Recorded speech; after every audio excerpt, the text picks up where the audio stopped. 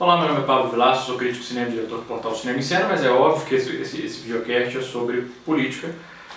Dilma venceu as eleições. É uma vitória que eu considero uma vitória, talvez a mais importante das últimas 4 vitórias, das últimas 4, contando essa última, as 2 primeiras do Lula, a primeira de Dilma. Essa eu considero mais importante porque dessa vez realmente se formou, infelizmente, um bloco do nós contra eles. Foi, como eu falei no Twitter, foi basicamente Dilma contra a Rapa. Era Aécio, Marina, o PSB inteiro, Veja, Globo, Jornal Nacional, Estadão, Folha, a imprensa mineira, enfim, basicamente essas forças se colocaram todas contra a candidatura de Dilma e ainda assim Dilma venceu. Então é uma vitória que realmente dá um respaldo até político, porque essa eleição teve sim tons plebiscitários.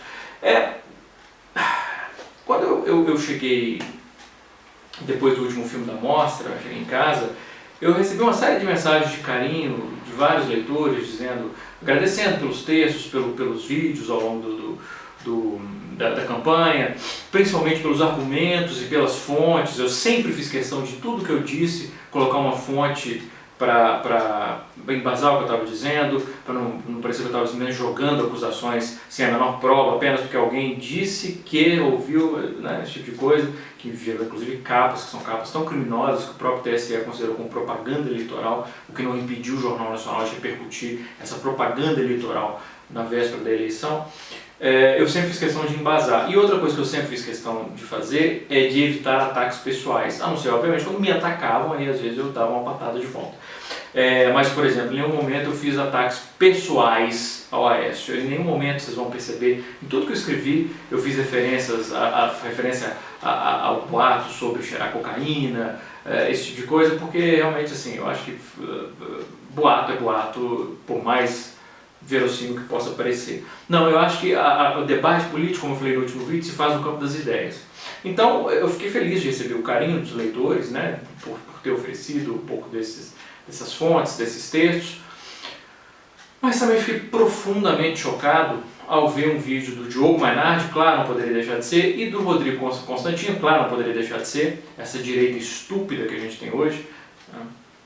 Eu sinto saudades do tempo que a gente tinha uma direita como Paulo França, que era um cara, por exemplo, cujas ideias eu abominava, mas era um cara que pelo menos ele tinha claro que ele dava as viajadas dele, mas assim, que ele tinha pelo menos estofo para poder argumentar. Hoje a direita, infelizmente, é isso, é Mainardi, Constantino, e os dois um discurso profundamente de ódio contra o Nordeste, não só eles, mas, claro, já vi vários outros tweets, mensagens em redes sociais, falando que o Nordeste é isso, que o Nordeste é aquilo, que São Paulo deveria se separar do resto do país. E é um discurso tão odioso, tão absurdo. Em primeiro lugar, eles convenientemente se esquecem que Aécio também perdeu no Rio de Janeiro e Minas Gerais. Minas Gerais que ele governou durante 8 anos. Não é à toa, os mineiros conhecem Aécio Neves. Que são os segundo e terceiro maiores colégios eleitorais do país. Eles preferem ignorar isso porque Minas e Rio fazem parte da massa cheirosa da Eliane Cantanhede, como ela falou, né? Quando ela descreveu os seus colegas de lá. E o Nordeste não, o Nordeste é só gente pobre, miserável, preta, suja. Quer dizer, é um discurso de ódio tão absurdo que é difícil compreender em vários sentidos. Em primeiro lugar, que eu acho que o Nordeste e o Norte estão certíssimos em apoiar o governo Dilma, porque pela primeira vez na história da República Federativa, nós tivemos um governo que olhou para o Nordeste e pensou, peraí, tem gente ali também, e são pessoas que merecem ser bem tratadas. Porque até então o que a gente tinha era uma elite do Sudeste e do Sul que praticamente encarava o Nordeste, o povo nordestino do Norte, como mão de obra barata. Gente que eu posso mandar vir para ser minha empregada doméstica, para dormir lá no quartinho no fundo do apartamento, cuidar da minha casa, ou para ser o porteiro do meu prédio, ou para ser o faxineiro, ou para ser o pintor, essas pessoas não ocorrem que esse povo que estava vindo para o Sudeste estava vindo porque lá não tinha melhores condições. Não tinha condições dignas de viver porque os governantes não olhavam para lá. Então, pela primeira vez na história da República Federativa, nós tivemos um governo que olhou para o Nordeste e para o Norte e reconheceu que ali existiam pessoas que precisavam de investimento em saúde, emprego, educação, das universidades abertas e das possibilidades de inclusive ensino superior, ensino técnico. Então é óbvio que eles têm que se sentir agradecidos. Se a gente tivesse tido governantes que fizeram parte dessa elite, né, dessa massa cheirosa, e tivesse preocupado com o Nordeste, hoje não teria essa divisão entre os partidos que o Nordeste vota e não. E como o Mainardi disse, o Constantino disseram, dizer que existe o voto de cabresto, que o povo nordestino não sabe votar, e que lá não existe liberdade de expressão. Em primeiro lugar, é interessante a gente observar, até do ponto de vista histórico, que dos 6 presidentes gaúchos, por exemplo, essa divisão de Sul e a parte de cima, Norte e Nordeste, de 6 presidentes gaúchos nós tivemos, 4 foram ditadores. Geisel, Médici, Costa e Silva e Getúlio Vargas. Esse espírito democrático do Sul, que eles gostam de falar, a história contradiz, é importante da história. Do ponto de vista econômico, não faz o menor sentido desfazer o Nordeste. Parece que esse povo tem uma impressão de que o São Paulo sustenta o resto do país. Deixa eu explicar então para Mainardi e para Constantino coisas que deveriam ser óbvias. Se São Paulo fosse um país separado do Brasil, do resto do Brasil, qualquer uma matéria-prima que eles tivessem que importar para a sua indústria, eles teriam que pagar imposto em cima disso, taxa de importação. Além disso, São Paulo, o polo industrial de São Paulo, não é para o mercado interno paulista, meus amiguinhos. Não, é exportado para o resto do Brasil, de novo, sem precisar pagar imposto, porque está tudo, em taxa alfandegária, porque está tudo dentro do mesmo país. Quando você tem, por exemplo, indústrias, eu li outro dia um argumento que realmente é muito bom, quando você tem indústrias, por exemplo, que querem se instalar em São Paulo, elas não estão preocupadas em instalar em São Paulo porque só São Paulo é mais bonito para vender para o povo de São Paulo. Elas querem se instalar em São Paulo para poder comercializar com o Brasil inteiro. Então, São Paulo se beneficia sim economicamente do resto do país. Se São Paulo não tivesse o resto do país para poder fazer comércio, importar matéria-prima, vender os seus produtos, São Paulo não seria o que é. Então é importante ser mais bem agradecido antes de vir com essa pose elitista de que São Paulo é superior aos outros. Do ponto de vista cultural, eu nem preciso comentar. Se a gente vai de Ariano Suassuna, Rui Barbosa, a cultura nordestina, do norte e do nordeste, é uma cultura que é exportada para o mundo inteiro. As contribuições culturais dessa região para o país são inquestionáveis. Então, do ponto de vista cultural, do ponto de vista econômico, do ponto de vista sim, industrial, querer desfazer do Nordeste é absurdo. Agora, mesmo que não fosse tudo isso, a gente pode falar só do ponto de vista humano. São brasileiros como nós que merecem, precisam de cuidado como o resto do país. Então, essa divisão, essa coisa escrota de se falar, e sem falar, eu ouvi o Mainardi falando uma coisa inacreditável, dizer que lá no Nordeste a imprensa é censurada, não tem imprensa livre que tem no Sul. Como não tem imprensa livre? Vai em Minas Gerais ou vai aqui em São Paulo, pergunta se no Estadão eles podem publicar alguma coisa contra o Serra, pergunta no Estado de Minas hoje em dia se eles podem publicar alguma coisa contra o Aécio Neves. Eu tenho muitos amigos que fazem parte da imprensa mineira, e eu sei desses amigos, eu não vou citar porque senão eles vão ser demitidos, mas amigos, por exemplo, do Estado de Minas, que o Estado de Minas obrigou esses repórteres, quando eles saíram a campo fazer reportagem nas semanas finais da campanha, a usar bottom do Aécio Neves. Os editores mandaram os repórteres usarem bottom do Aécio Neves, eles se recusaram, ou quando eles saíram, eles colocavam um da Dilma por cima ou tiravam. Matérias negativas ao governo Aécio Neves e amigos do Aécio que os jornais mineiros se recusavam a publicar, sabe o que os jornalistas mineiros faziam? Duas coisas. Primeiro, ou contrabandeavam a notícia para outros veículos, então escândalos que foram quebrados ou que tiveram furos em outros veículos, muitos desses escândalos foram fornecidos, as pautas foram fornecidas por jornalistas mineiros frustrados porque não podiam investigar. O caso do aeroporto, por exemplo, é algo que os jornalistas mineiros conhecem há muito tempo.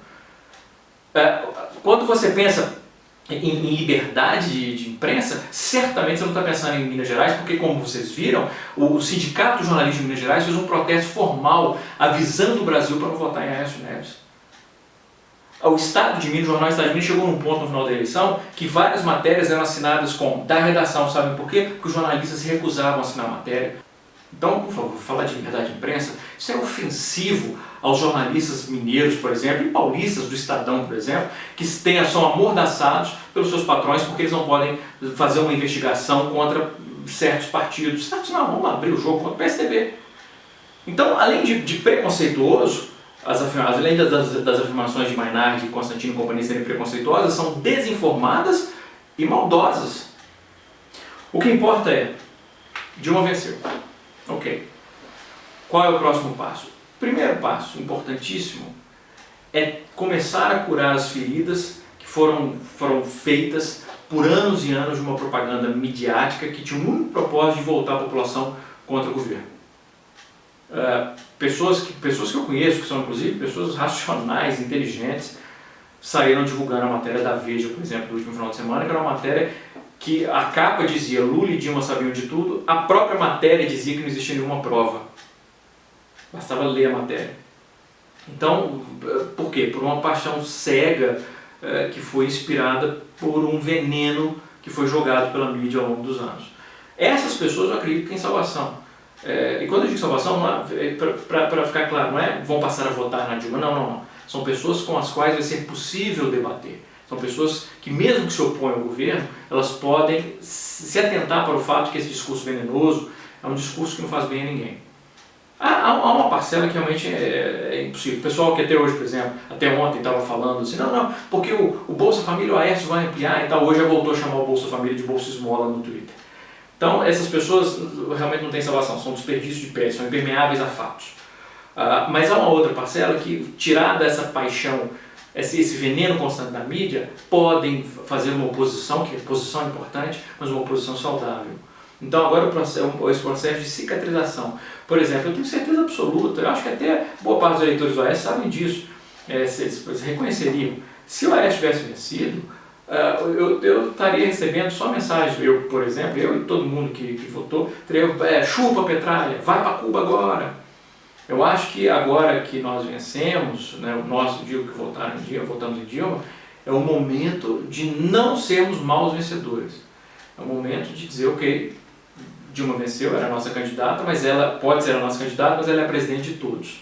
É a presidenta de todos. Aliás, vamos parar com esse papo de presidenta não existe. A presidenta existe. Eu ganho a vida escrevendo. Consultem qualquer gramático. A palavra presidenta existe. Então, essa é a hora de reconhecer. É a presidenta de todos. Então, não adianta fazer essa oposição cega. Oposição embasada, sim. Essa oposição cega do ódio, não. Então, agora é o processo de cicatrização. Para a gente começar a debater o Brasil de uma maneira melhor, de uma maneira saudável, de uma maneira sem tanto veneno, sem tanto ódio, amigo brigando com amigo, família brigando com família, por causa de um ódio que a mídia despertou. E dentro disso é o segundo passo, que é fundamental, que a Dilma não pode ignorar de maneira alguma, que é uma regulamentação da mídia. É fundamental. A mídia tem que arcar com as responsabilidades do que ela publica. E, de novo, as pessoas, não é censura, não existe censura, não é censura, é arcar com as responsabilidades do que escreve. Por exemplo, a Veja, ela não corre risco nenhum penal, criminal, pelo que ela escreveu na última edição. O repórter que assinou a matéria, sim, mas o veículo não. Só talvez uma multa. A gente precisa repensar isso. A gente precisa repensar o fato de que a maior parte dos jornais, revistas, canais de televisão, portais de internet e emissoras de rádio estão na mão de meia dúzia de famílias. Isso é muito perigoso, isso é muito arriscado. Então a gente pensar numa democratização da mídia agora é absolutamente fundamental. O que eu acho muito bom dessa eleição da Dilma, no contexto em que foi, é que até vai ter um efeito que os reacionários vão detestar. Pela polarização que eles mesmos criaram, é inevitável que a segunda gestão da Dilma se desloque mais para a esquerda. E eu acho isso muito bem-vindo. Mas eu posso tranquilizar vocês que estão paranoicos. Não vai ter uma ditadura comunista. O Brasil não vai virar Cuba. O Brasil não vai virar Venezuela. O Brasil vai continuar sendo o Brasil, um país rico, imenso, multiétnico, com pessoas que são maravilhosas quando não são envenenadas umas com as outras e que juntas vão continuar a fazer o Brasil crescer cada vez mais, desde que se desvenciem de novo desse veneno horrível. Eu disse algumas vezes, vou repetir mais uma vez. Houve durante essa campanha aquelas pessoas que insistiam em morrer de ódio. Eu acho que é fundamental que a gente comece a aprender, todos os brasileiros, a viver com amor. E é isso.